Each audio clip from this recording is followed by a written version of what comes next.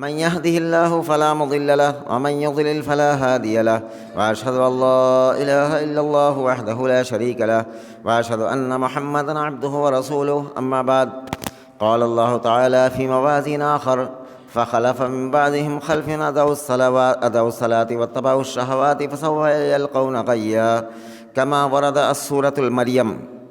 ہر قسم کی حمد و ثنا، تعریف و توصیف، بڑائی اور کبریائی لائق اور زیبا ہے اس اللہ رب العالمین کے لیے جو ہم سب کا خالق و مالک ہے۔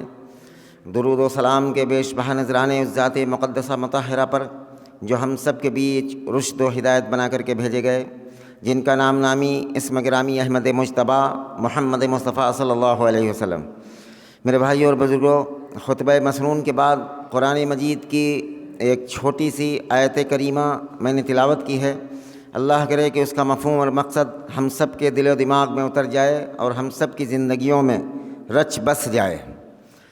اور یہ میرے دل میں خیال اس لیے گزرا، میں نے اس موضوع کو اس لیے چنا کہ پچھلے 2-3 جمعوں سے میں مسجد سے ذرا جلدی نکل جاتا ہوں، پیر میں کچھ تکلیف کی وجہ سے۔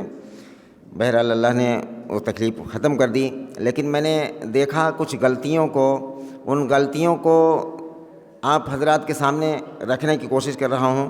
اللہ رب العالمین ہم سب کو کہنے سننے سے زیادہ عمل کی توفیق عطا فرما دے۔ میرے بھائیوں اور بزرگوں، سورہ مریم کی آیت کریمہ جو خطبہ مسنون کے بعد میں نے تلاوت کی ہے، اللہ رب العالمین نے فرمایا کہ نبیوں کے بعد امت کے اندر جو سب سے پہلی خرابی آتی ہے وہ کون سی ہے؟ نبیوں کے دنیا سے تشریف لے جانے کے بعد اگر امت کے اندر سب سے پہلا جو بگاڑ آتا ہے، سب سے پہلی جو خرابی آتی ہے وہ کون سی ہے؟ اس آیت کریمہ کے اندر اللہ رب العالمین نے اس کو بیان فرمایا ہے۔ فخلف من بعدهم خلفا اضاعوا الصلاة واتبعوا الشهوات فسوف يلقون غیا، کہ نبیوں کے جانے کے بعد کچھ ایسے ناخلف پیدا ہوتے ہیں اور پیدا ہوئے کہ انہوں نے نمازوں کو ضائع کر دیا۔ فخلف من بعدهم خلف اضاعوا الصلاة، انہوں نے نمازوں کو ضائع کر دیا۔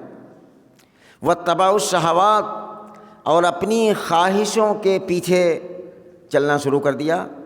اب دل چاہا تو نماز پڑھی گئی، نہ چاہا تو نہ پڑھی گئی، اور بیڑا غرق ہوا ان کا اس لیے کہ انہوں نے نمازوں کو ضائع کر دیا۔ واتبعوا الشہوات فسوف یلقون غیا، ان کے لیے بڑی خرابی ہے عن قریب، جنہوں نے نبیوں کے جانے کے بعد اپنی نمازوں کو خراب کر دیا۔ ضائع کرنے کے لیے 2 چیزیں ہیں۔ ایک تو یہ ہے کہ نماز کو سرے سے ضائع کر دینا، نماز نہ پڑھنا، اور ایک کلمہ لا الہ الا اللہ محمد رسول اللہ پر یقین رکھنے والا اگر وہ فرض نماز کو جان بوجھ کر ترک کر دے تو پھر ایمان کا کوئی حصہ اس شخص کے اندر باقی نہیں رہتا۔ سب کچھ اللہ رب العالمین برداشت کر سکتا ہے، لیکن ایمان کے بعد اگرچہ اس کے اندر شرک نہ ہو، وہ اہل توحید ہو، لیکن اس کے باوجود اللہ رب العالمین اس چیز کو برداشت نہیں کرتا کہ وہ فرض نماز کو ترک کر دے۔ یہاں تک کہ صحیح بخاری کی روایت ہے کہ رسول اللہ صلی اللہ علیہ وسلم نے فرمایا کہ دنیا کے اندر اگر جو صحابہ کرام کو سب سے پہلے نمبر پر رسول اللہ صلی اللہ علیہ وسلم نے بتایا کہ دنیا کے اندر تم 2 کام نہ کرو تو جنت کے اندر تمہارا داخلہ طے ہے۔ وہ یہ ہے کہ اللہ کے ساتھ شرک نہ کرو اور فرض نماز ترک مت کرو، چاہے تمہارے ٹکڑے کر دیے جائیں یا تم آگ میں جلا دیا جاؤ، اس کے باوجود بھی یہ غلطی نہ کرنا۔ یہ 2 چیزیں ہیں، ایک اللہ کے ساتھ شرک کرنا اور دوسرے فرض نماز کو ترک کر دینا۔ اس کے سورہ جو ہے مدثر کے اندر اللہ رب العالمین نے فرمایا، عام آدمی یہ سمجھتا ہے شیطان کا یہ بھی فریب ہے جس میں لوگوں کو ملوث کر لیتا ہے، لوگ متاثر ہو جاتے ہیں اس سے۔ شیطان کا ایک یہ فریب ہے کہ اگر آدمی کے اندر توحید ہے تو وہ جنت کے اندر جائے گا، حالانکہ یہ ایک بہت بڑی غلطی ہے اور بہت بڑی غلط فہمی ہے، اس لیے کہ فرض نماز کو ترک کرنے والا اسے مومن ہی نہیں اسلام میں سمجھا جاتا ہے۔ اقیموا الصلاۃ ولا تکونوا من المشرکین، سورہ روم کے اندر ہے کہ نماز کو قائم کرو مشرکوں میں سے مت بچ جاؤ۔ تو پتہ چلا جان بوجھ کر فرض نماز ترک کرنا شرک کے درجے میں آتا ہے اور یہ مشرکوں کا کام ہے۔ اقیموا الصلاۃ ولا تکونوا من المشرکین۔ اور دوسرے یہ فرمایا کہ جب جنتی جنت کے اندر جائیں گے اور جہنمی جہنم کے اندر جائیں گے اور یہ دیکھیں گے کہ فلاں دوست نظر نہیں آتا، فلاں رشتہ دار، فلاں ساتھی اور فلاں میرا پڑوسی نہیں نظر آتا، تو وہ لوگ مشورہ کریں گے کہ مرنے کے بعد ٹھکانے دو ہی ہیں، یا تو جنت کے اندر اگر نہیں نظر آتا تو جہنم کے اندر جائے۔ اللہ رب العالمین ان لوگوں کو اجازت دیں گے کہ آؤ آج ان کا برا حشر دیکھو، جو دین کی مذاق اڑایا کرتے تھے، دین کو افسانہ اور کھلواڑ سمجھا کرتے تھے کہ دل چاہے تو عمل کرو، اذان ہو رہی ہے، دل چاہے تو اپنی جگہ سے اٹھ کر آدمی مسجد آئے، نہ دل چاہے نہ آئے۔ دنیا کے اندر اللہ نے آزاد چھوڑا ہے، لیکن آخرت کے اندر آزاد نہیں، آخرت کے اندر اس کی سزا۔ فرمایا کہ فی جنات یتساءلون عن المجرمین، جنت والے سوال کریں گے کہ اے میرے پڑوسی، اے میرے دوست، اے میرے رشتہ دار، اے میرے فلاں قریب کے بندے اور بندیوں، تم کے اتنے بڑے جرم میں، اتنی بڑی سزا میں کیسے مبتلا ہو گئے؟ ایک ایک وقت میں 70 جگہ سے جل رہا، بن رہا، اور چیخ و پکار کا عالم ہے۔ ایک 1000 سال تک آدمی، یہ میں جو ہے حدیث کے الفاظ دہرا رہا ہوں، 1000 سال تک آدمی بھونک بھونک چلائے گا تو کانٹے دار پھل مل رہا ہے، اور پانی چلائے گا 1000 سال تک تو پتہ چلتا ہے کہ اسے دوزخیوں کا پسینہ کھولتا ہوا مل رہا ہے، جس کے پینے سے اتڑیاں کٹ کر جو ہے پاخانے کے راستے سے نکل جائیں گے۔ اللہ کے نبی صلی اللہ علیہ وسلم نے اس طرح کے الفاظ بیان فرمائے، اور یہ حالت دے کر کہ فی جنات یتساءلون عن المجرمین، کہ اے میرے ساتھیوں، تم اتنے بڑے مجرم، جنتی سوال کریں گے کہ تم کیوں ہوئے؟ تو پہلا جو جواب دیں گے وہ قالوا لم نک من المصلین، میرا جرم یہ تھا۔ وہ دوزخی جواب دیں گے کہ میرا جرم یہ تھا کہ ہم نماز نہیں پڑھا کرتے تھے، ولم نک نطعم المسکین، ہم کمزوروں کو، غریبوں کو کھانا نہیں کھلایا کرتے تھے، وکنا نکذب بیوم الدین، اور ہم آخرت کے دن ہی کو جھٹلاتے تھے سرے سے۔ جو نماز ترک کر دے وہ آخرت کے دن کو جھٹلانے والا ہے، اس لیے کہ اگر اسے یقین ہو جائے کہ آخرت کے دن اللہ رب العالمین حساب و کتاب لے گا، تو بھلا مومن ایسا بھی ہو سکتا ہے کہ فرض نماز تک ترک کر دے، سوال ہی نہیں پیدا ہو سکتا۔ اور رسول اللہ صلی اللہ علیہ وسلم نے فرمایا کہ اول ما یحاسب بہ العبد یوم القیامہ، قیامت کے دن سب سے پہلے جس چیز کا حساب لیا جائے گا وہ نماز ہوگی۔ اول ما یحاسب بہ العبد یوم القیامہ الصلاۃ، قیامت کے دن سب سے پہلے جس چیز کا حساب و کتاب شروع ہوگا وہ کون سی چیز ہوگی؟ وہ ہوگی فرض نمازیں، جس دن بھر میں جو 5 نمازیں ایک مسلمان پر فرض ہیں، ان نمازوں کا حساب کتاب لیا جائے گا۔ فَإِن صَلَحَتْ يُصْلِحُ سَائِرُ عَمَلِهِ، اگر نماز اچھی نکلی تو سارے اعمال اچھے نکل سکتے ہیں۔ فَإِن فَسَدَتْ يُفْسِدُ سَائِرُ عَمَلِهِ، اگر نماز خراب نکلی تو سارے اعمال خراب نکل جائیں گے، اگرچہ وہ زکوٰۃ دیتا ہو، اگرچہ وہ قربانی کرتا ہو، اگرچہ اس نے حج و عمرے کر رکھے، سب کچھ کر رکھا، لیکن اگر نماز خراب نکلی۔ یہاں پر حدیث کے اندر اس آیت کریمہ کی وضاحت ہے کہ نماز کو ضائع کرنے کا دوسرا مقصد یہ بھی ہے، ایک تو نماز سرے سے نہ پڑھنا، اور دوسرے محمد رسول اللہ صلی اللہ علیہ وسلم کے طریقے کے خلاف پڑھنا، نبی کی سنت کے مطابق نماز نہ پڑھنا، یہ دونوں طریقے ضائع کرنے میں آتے ہیں۔ ایک تو سرے سے مسجد نہ جانا، اور دوسرے یہ کہ جائے بھی آدمی وہاں نبی کے طریقے پر نہ پڑھے نماز، تو یہ دونوں چیزیں ضائع کرنے میں آتے ہیں۔ فرمایا کہ وَإِن فَسَدَتْ يُفْسِدُ سَائِرُ عَمَلِهِ، اگر نماز خراب نکلی تو سارے اعمال باطل نکل جائیں گے، سارے اعمال خراب نکل جائیں گے۔ اس لیے میرے بھائیوں اور بزرگوں، میں مؤدبانہ گزارش کرتا ہوں کہ اس کو ہلکے میں مت لیجیے، اس کو کوئی معمولی عمل نہ سمجھ لیے، اس لیے کہ نماز کو ترک کرنے والا جہنم جائے گا قطعی۔ اللہ رب العالمین نے قرآن مجید کے اندر اعلان فرمایا، کتنے ارب سال، کتنے کروڑ سال جہنم میں جلے گا اللہ ہی کو معلوم ہے۔ اس کے بعد اگر وہ اپنے کلمہ توحید کی وجہ سے نکل بھی آئے تو میرے بھائیوں، اگر یقین ہے اس بات کو تو کبھی اپنے گھر کے چراغ پر انگلی رکھ کر دیکھا جائے تو پتہ چلے گا کہ آگ کا انجام کیا ہوتا ہے۔ صحیح بخاری کی روایت ہے جس میں رسول اللہ صلی اللہ علیہ وسلم نے فرمایا کہ دنیا کی آگ جہنم کی آگ سے 69 گنے کم ہے گرمی میں۔ دنیا کی آگ میں چراغ کی لو پر انسان انگلی نہیں رکھ سکتا 1 منٹ کے لیے، اور وہ جو 70 گنا زیادہ پاور میں، وولٹیج میں 70 گنا زیادہ آگ ہے جہنم کی، اس کے اندر نماز ترک کرنے والا ضرور جائے گا، اس میں کوئی شک کی گنجائش نہیں۔ تو اس لیے میرے بھائیوں اور بزرگوں، جو ہے ادھر ادھر کے فضائل بیان کرنے سے بہتر یہ ہے کہ جو قرآن کے اندر جو ہے اس کا مفہوم بیان کیا اللہ رب العالمین نے، اس کو سامنے رکھ کر اپنی زندگی گزاری جائے کہ ہم اللہ کے نزدیک مومن ہیں یا نہیں۔ فرض نماز اذان سن کر ترک کرنے والا ایمان والا بہرحال نہیں ہو سکتا، اللہ کے نزدیک وہ ایمان والا۔ البتہ الگ بات ہے کہ دنیا کے رجسٹروں میں وہ مسلمان لکھا جائے، مسلمان کہا جائے گا اسے کہ وہ بہرحال اللہ اس کے رسول کا نام لیتا ہے، لیکن اللہ کے نزدیک وہ مومن نہیں ہو سکتا جو فرض نماز کو جان بوجھ کر ترک کرے۔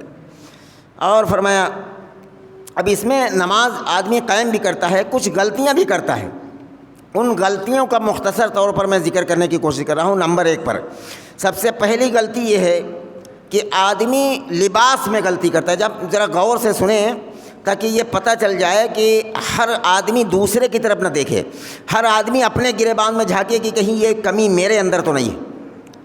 جب تک کہ ہم اپنے اوپر نہیں لیں گے تو بات اچھی طرح سمجھ میں نہیں۔ ہر شخص اپنے گریبان میں جھانکے کہ یہ خرابی ہماری نماز میں تو نہیں ہے، یہ کمی ہماری نماز میں تو نہیں۔ سب سے پہلی چیز سورہ اعراف کی آیت نمبر 31 پر اللہ رب العالمین نے فرمایا یا بنی آدم خذوا زینتکم عند کل مسجد، کہ اے ایمان والو، اے ابن آدم، اے آدم کے بیٹوں اور بیٹیوں، جب تم مسجد میں آنے کا ارادہ کرو تو اپنی زیب و زینت پوری تیار کر لیا کرو۔ یہ نہیں ہے کہ آدمی جس کپڑوں میں اور جن لباس میں، جن حالت میں اپنے رشتہ داروں کے سامنے جانا گوارا نہ کرے، وہ کپڑے پہن کر مسجد میں آ جائے تو یہ مسجد کے ادب کے خلاف۔ اللہ رب العالمین نے فرمایا کہ اے ابن آدم یا بنی آدم خذوا زینتکم عند کل مسجد، مسجد میں داخل ہونے کے جب ارادہ کرو تو اپنے کپڑے اچھے کر لیا کرو، اپنے کپڑے سنوار لیا کرو، اپنی زیب و زینت کر لیا کرو۔ اگر خوشبو، بہت ساری حدیثوں میں ہے کہ خوشبو لگا کر آیا جائے بہتر ہے، اگرچہ ہر وقت خوشبو آدمی کے نہیں میسر ہے، کم از کم اپنے لباس کو درست کرے۔ اس میں سے جو سب سے بڑی غلطی یہ ہے کہ بعض ہمارے نوجوان ایسی اتنی ٹائٹ شرٹ اور یہ آج کے دور میں جو چلا ہے جینس وغیرہ پہنتے ہیں۔ ان کو کبھی دیکھو کہ جب سجدہ کرتے ہیں یا رکوع کرتے ہیں تو پیٹھ کا کچھ حصہ نظر آ جاتا ہے، جس سے وضو بھی ٹوٹ جاتا ہے، نماز بھی ختم ہو جاتی ہے۔ اگر سطر کھل جائے، ناف کے نیچے کا حصہ تو سطر ہے، جس کے کھلنے سے نماز و وضو ساری چیزیں چلی جائیں گی۔ اتنی ٹائٹ پہننا اور اتنا اونچا شرٹ پہننا، میرے بھائیو اسلام کے اندر یہ ضروری نہیں ہے کہ آدمی کرتا پاجامہ پہنے، کرتا پہننا ضروری نہیں، شرٹ پہنے، آدمی کوئی چیز پہنے، لیکن کم از کم اتنا لمبا ہو کہ اس کے کولے وغیرہ بن رہے، سرین بند رہے، تاکہ رکوع اور سجدے میں اس کے جو ہے سطر کا حصہ نہ کھل جائے، جس کی وجہ سے نماز باطل ہو جائے۔ دوسری لباس میں غلطی یہ ہے کہ آدمی جو چھوٹی سی ٹی شرٹ وغیرہ پہن کر نماز پڑھنے آ جاتے ہیں، ان کو اس بات سے ڈرنا چاہیے۔ رسول اللہ صلی اللہ علیہ وسلم فرماتے ہیں، صحیح بخاری کی روایت ہے پہلی جلد میں، کہ جس کے کندھے کھلے ہوں گے اس کی نماز نہیں ہوتی۔ میرے بھائیوں، میں اس بات کو دہراتا ہوں جو اس سے پہلے میں نے سال کھان پہلے اس بات کو میں نے کہا تھا کہ کندھے عام طور پر جب کہا جاتا ہے تو کوئی، جیسے کہ مثال کے طور پر عام طور پر ہم یہاں کندھا سوچتے ہیں کہ کہاں یہ کندھا ہے۔ اب اس میں انچ نہیں ہے، کوئی لمبائی چوڑائی نہیں ہے کہ کندھا کتنا ہے۔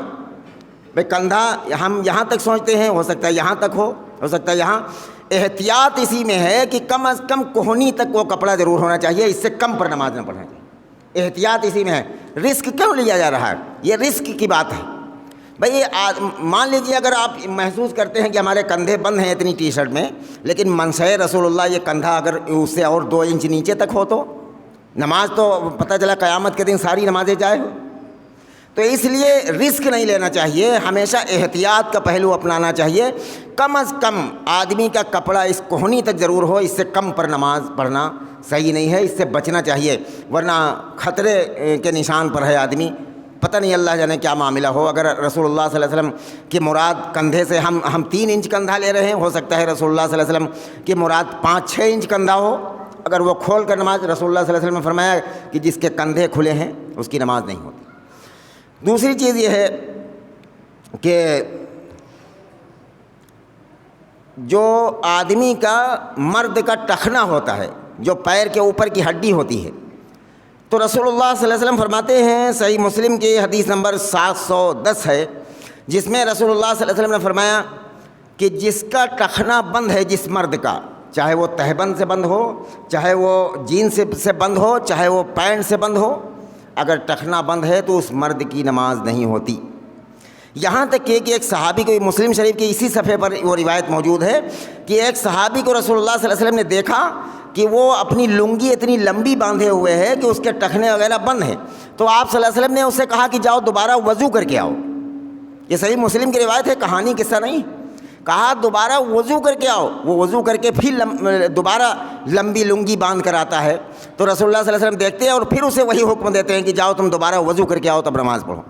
اور دوبارہ اس نے وضو کیا، اور اس کے بعد پھر رسول اللہ صلی اللہ علیہ وسلم نے کہا کہ اگر تم ٹخنا اپنے لنگی یا پیجامے سے بند رکھو گے تو میں بار بار یہ حکم دیتا رہوں گا، اس لیے کہ اس کے بغیر نہ وضو نماز کچھ بھی نہیں۔ تو یہ کتنی خطرناک بات ہے۔ نماز سے پہلے کم از کم اپنے پیروں پر دیکھ لے کہ ٹخنا اوپر کے۔ بعض لوگ اس پر سوال کرتے ہیں، ایک شخص نے سوال کیا تھا، چاہتا ہوں کہ اس دوران اس بات کا بھی جواب دے دیا جائے۔ ایک شخص نے سوال کیا تھا، یقیناً اس کا سوال بالکل صحیح ہے کہ اگر پیجامے سے یا لنگی سے یا پینٹ سے ٹخنا بند کر لیا جائے تو نماز نہیں ہوتی، اگر جراب اور موزے سے ٹخنا بند کر لیا جائے تو؟ یہ سوال تو انسان کے ذہن میں اٹھتا ہے نا، صحیح سوال ہے، آدمی کو اس طرح کے سوال کرنا چاہیے کہ بات واضح ہو جائے۔ تو ٹخنے کو موزے یا جرابوں سے بند کرنا یہ سنت رسول اللہ ہے۔ رسول اللہ صلی اللہ علیہ وسلم خود جرابیں پہنتے تھے، موزے پہنتے تھے۔ آپ صلی اللہ علیہ وسلم نے نیچے کے کپڑے سے، موزے سے یا جراب سے ٹخنا بند کرنے کو نہیں منع فرمایا، اوپر جو ناف پر کپڑا باندھا جاتا ہے یا پہنا جاتا ہے اس کپڑے سے ٹخنے کو بند کرنا حرام کرا دیا۔ یہاں تک کہ صحیح بخاری مسلم کی روایت ہے، ما اسفل من الکعبین من الازار فی النار، ٹخنوں کا جو حصہ پیجامے کے نیچے رہے گا وہ جہنم کے اندر جائے گا۔ اس لیے میرے بھائیو یہ باتیں بہت غور و فکر کرنے کی، اور یہ نماز کے سوا بھی ہے۔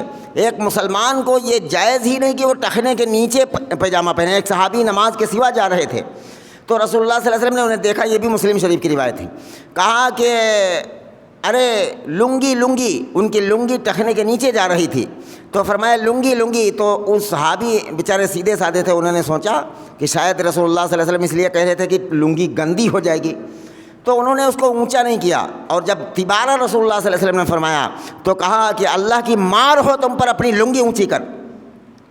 تو فرمایا کہ رسول اللہ میں نے اس لیے نہیں کیا کہ یہ میری لنگی بہت پرانی ہو چکی ہے، میں سوچتا ہوں کہ گندی ہو جائے، اس کو ختم کرنے والا ہوں۔ تو رسول اللہ صلی اللہ علیہ وسلم نے فرمایا کہ جو شخص دنیا کے اندر لٹکتا ہوا پیجامہ پہنتا رہا اپنے ٹخنے سے نیچے اور یا لنگی پہنتا رہا، کل قیامت کے دن اللہ اس شخص پر اپنی نظر رحمت نہیں ڈالے گا، اس لیے کہ یہ تکبر کی علامت ہے، اس سے زیادہ نیچے پہننا گھمنڈ کی علامت۔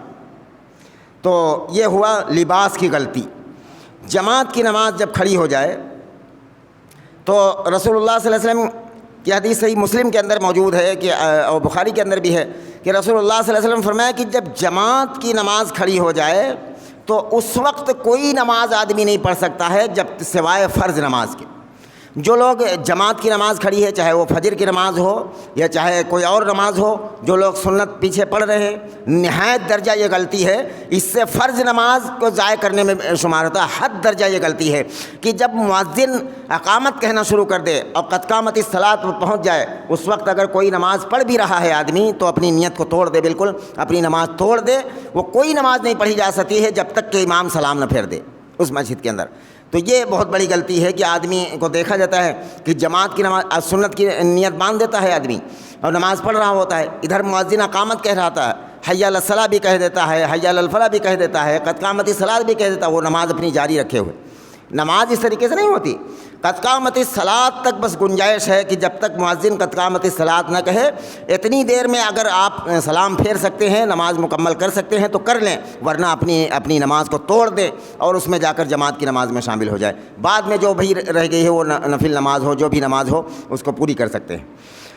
اور ایک اور غلطی ہے کہ جماعت کی نماز میں مل کر کھڑے ہونا۔ تو رسول اللہ صلی اللہ علیہ وسلم کی بہت ساری احادیث اس پر ہے، یہاں تک کہ رسول اللہ صلی اللہ علیہ وسلم کبھی بھی نماز اس وقت تک نہیں شروع کرتے تھے جب مصلی امامت پر آتے تھے تو یہ کہتے تھے کہ سووا صفوفکم، اپنی صفوں کو درست کرو اور مل کر کھڑے ہو جاؤ۔ رسول اللہ صلی اللہ علیہ وسلم اتنا تاکید کرتے تھے کہ اگر تم اپنی جماعت کی نماز صحیح نہیں کرتے ہو، مل کر نہیں کھڑے ہوتے ہو، بیچ میں خلا چھوڑتے ہو تو تمہارے دلوں کے اندر نفرتیں اور بغض پیدا ہو جائیں گی۔ آج یہی وجہ ہے کہ الحمدللہ اتنی محنت اور کوشش کرنے کے باوجود، تاکید کرنے کے باوجود، بعض مسجدوں میں ہمارے یہاں الحمدللہ یہ سنت دوبارہ زندہ ہوئی ہے کہ لوگ قدم سے قدم اور کندھے سے کندھا ملا کر کھڑے ہوتے ہیں، ورنہ آج بھی بہت ساری آپ مسجدوں میں چلے جائیں، لوگ ایک ایک آدمی کی جگہ چھوڑ کر کھڑے ہو جاتے ہیں۔ نتیجہ کیا نکلتا ہے؟ رسول اللہ صلی اللہ علیہ وسلم نے جو فرمایا وہ حق ہے۔ ان مسجدوں کے نمازیوں کو دیکھیے کہ پورے 5 نمازیں اس مسجد میں پڑھتے ہیں، آپس میں ایک دوسرے سے بول چال نہیں، کسی کو 1 سال گزر گیا، کسی کے 2 سال گزر گیا، آپس میں ایک دوسرے کو سلام کلام نہیں، نماز اسی مسجد میں پڑھتے ہیں۔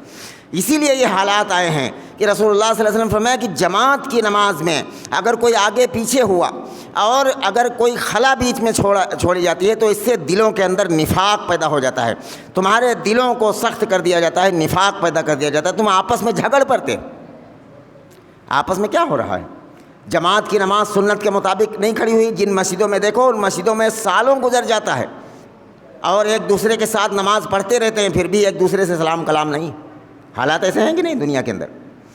تو اور فرمایا صحیح بخاری کی حدیث نمبر 725 پر انس بن مالک رضی اللہ تعالیٰ عنہ فرماتے ہیں کہ جب رسول اللہ صلی اللہ علیہ وسلم مصلی پر کھڑے ہوتے تھے اور کہتے تھے سووا صفوفکم، اپنی صفوں کو درست کرو، مل جاؤ، سیدھے کھڑے ہو جاؤ، مل کر کھڑے ہو جاؤ، تو ہم لوگ ایسے ملتے تھے کہ ہر ساتھی اپنے ساتھی کے کندھے سے کندھا ملا دیتا، وہ قدم بقدم ہی، قدم سے قدم ملا دیتا۔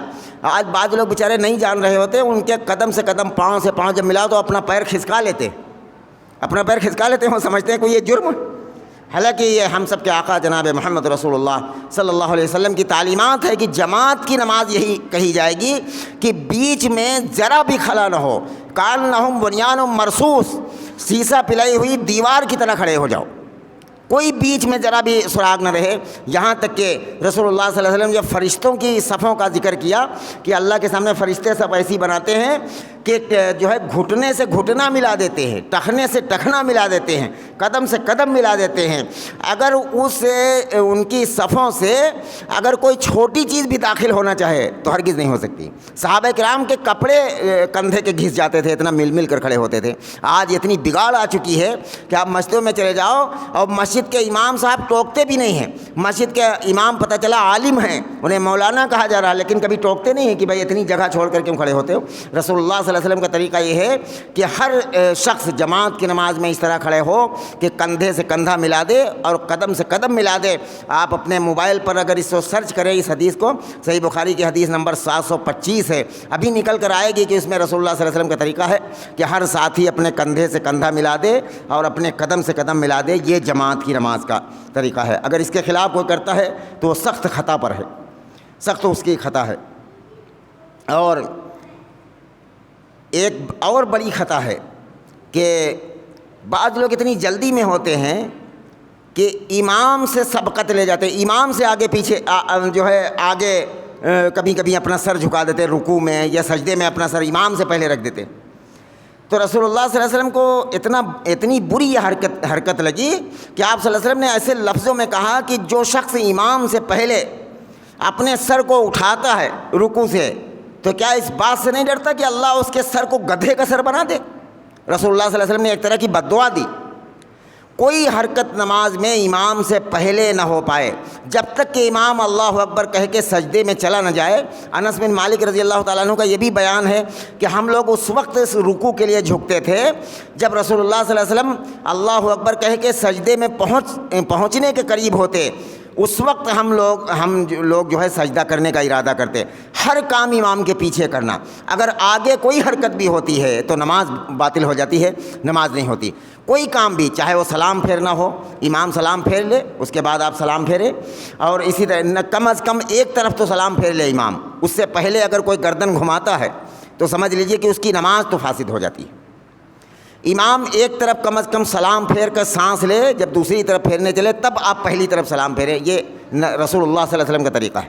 ہر کام امام سے پیچھے کرنا، آگے کیا جائے گا تو پھر ظاہر ہے کہ جو ہے یہ روایت صحیح مسلم کے اندر حدیث نمبر 426 نمبر پر موجود ہے، جس کے اندر رسول اللہ صلی اللہ علیہ وسلم نے فرمایا کہ اگر کوئی شخص امام سے پہلے کوئی بھی حرکت کرتا ہے تو اس بات سے ڈرنا چاہیے کہ اس کا سر گدھے کا سر بنا دیا جائے. اور دوسری چیز یہ ہے کہ اس کی نماز بھی فاسد ہو جاتی ہے.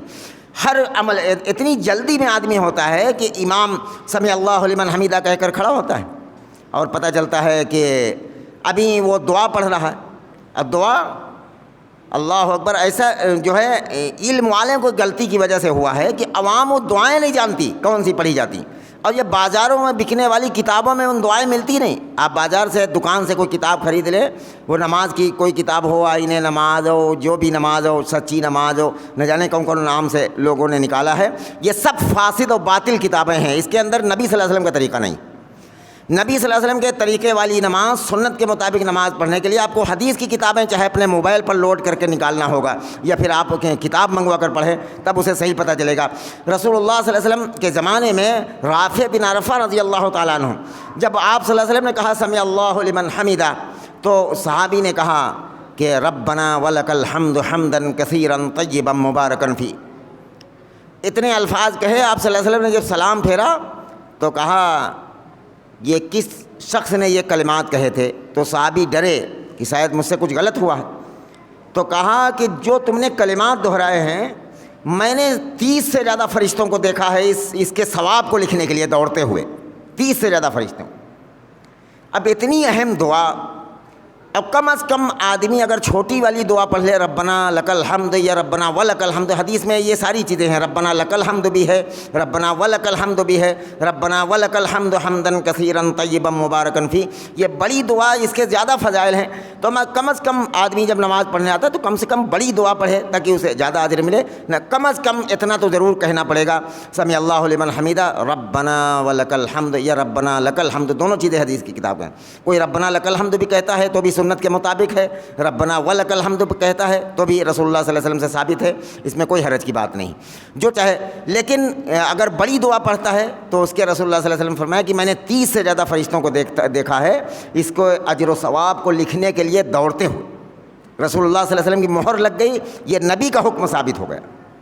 اور اسی طریقے سے آدمی سجدے کرتا ہے تو سجدے کرتا ہے کوے کی ٹونٹ جیسے, ایک سجدے سے سر پورا سیدھا نہیں ہو پاتا ہے, جبکہ حکم رسول اللہ صلی اللہ علیہ وسلم کا یہ ہے کہ رکوع سے کھڑے ہو تو اتنے اطمینان سے کھڑے ہو جاؤ کہ ہر ہڈی کا جوڑ اپنے جگہ پر آ جائے, اس کے بعد جو ہے سجدے کے لیے جھکو. سجدے کے لیے جانے پہلے ہاتھ زمین پر ٹیکنا چاہیے, پہلے گھٹنے نہیں ٹیکنا چاہیے, پہلے ہاتھ ٹیکنا چاہیے. رسول اللہ صلی اللہ علیہ وسلم کا طریقہ ہے پہلے ہاتھ زمین پر ٹیکے جائیں, بعد میں یہ گھٹنے ٹیکے جائیں, یہی رسول اللہ صلی اللہ علیہ وسلم کا طریقہ ہے. اور دوسری چیز یہ ہے کہ جب آدمی ایک سجدہ کر لے تو اب جب دعائیں یاد نہیں ہیں تو ظاہر ہے جلدی جلدی آدمی سجدہ کرے گا. ایک سجدے سے اٹھا تو رسول اللہ صلی اللہ علیہ وسلم کا طریقہ یہ ہے کہ وہ دعا پڑھو, اللہم اغفر لی ورحمنی واہدنی وعافنی وارزقنی.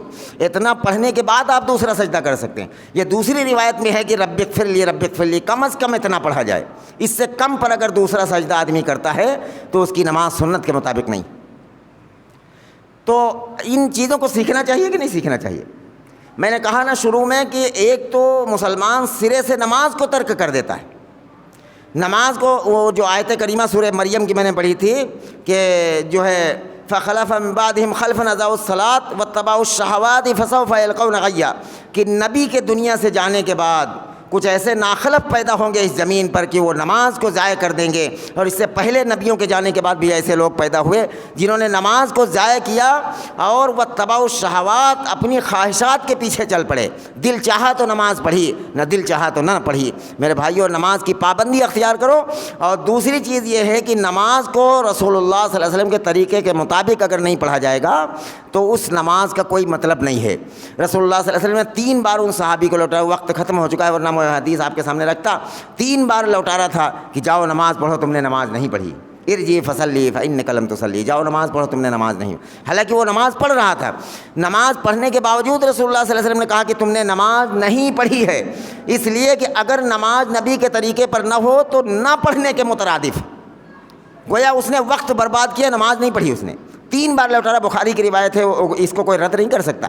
ارجع فصلی فانک لم تصلی, واپس جاؤ نماز پڑھو, تم نے نماز نہیں پڑھی. تو میرے بھائیوں منشأ رسول اللہ کے مطابق اگر نماز نہیں ہے تو اس نماز کا کوئی مطلب نہیں ہے. آدمی وقت نکالتا ہے, نہاتا دھلتا ہے, مسجد آتا ہے, لیکن اپنی نماز کو اگر نبی کے طریقے پر نہیں لاتا ہے تو اس سے وقت اس کا ضائع ہوتا ہے. قیامت کے دن اس نماز کا کوئی مطلب نہیں ہوگا. بلکہ اللہ کے نبی صلی اللہ علیہ وسلم نے وعید فرمائی کہ بعض لوگوں کی 60 سال تک نماز پڑھتے رہے اور ایک بھی نماز قبول نہیں, پرانے کپڑے کی طرح منہ پر نماز مال دی جائے گی, اس لیے کہ اس نے نماز پڑھی لیکن رسول اللہ صلی اللہ علیہ وسلم کے طریقے کے مطابق نہیں پڑھی. اللہ رب العالمین سے دعا ہے کہ جو باتیں کہی وہ سنی گئی ہیں, اللہ ہم سب کو اس پر عمل کی توفیق عطا فرما دے. یا رب العالمین تمام مسلمان مرد عورتوں کو 5 نمازیں کو پابندی کرنے کی توفیق نصیب فرما. یا رب العالمین شوق کے ساتھ, محبت کے ساتھ مسجد تک آنے کی توفیق نصیب فرما, شوق کے ساتھ نماز کی پابندی کرنے کی توفیق نصیب فرما. یا رب العالمین پوری امت کی اللہ شیطان کے فریب سے حفاظت فرما, لوگوں کے فریب سے حفاظت فرما. یا رب العالمین اپنی اور اپنے رسول کی سچی پکی محبت اور اطاعت نصیب فرما, اپنے نبی کی سچی پیروی نصیب فرما. یا رب العالمین ہمیں جو بیمار ہیں گھروں میں اسپتالوں میں سب کو شفائے کلی نصیب فرما. یا رب العالمین جو جس لائن سے پریشان ہے, کاروباری لائن سے یا بیماری کی لائن سے, اللہ سب کو اپنے سب کی مرادوں کو پوری فرما دیجیے, سب کی جائز ضروریاتوں کو جائز خواہشوں کو پوری فرما دیجیے, اپنے کرم سے قبول فرما لیجیے. وصلی اللہم وسلم. عباد اللہ رحمکم اللہ, ان اللہ یأمر بالعدل والإحسان وإیتاء ذی القربى وینہی عن الفحشاء والمنکر والبغی یعظکم لعلکم تذکرون. واذکروا اللہ العلی العظیم یذکرکم وادعوہ یستجب لکم ولذکر اللہ تعالی اعلی واولی واعز واجل واتم واعظم واکبر.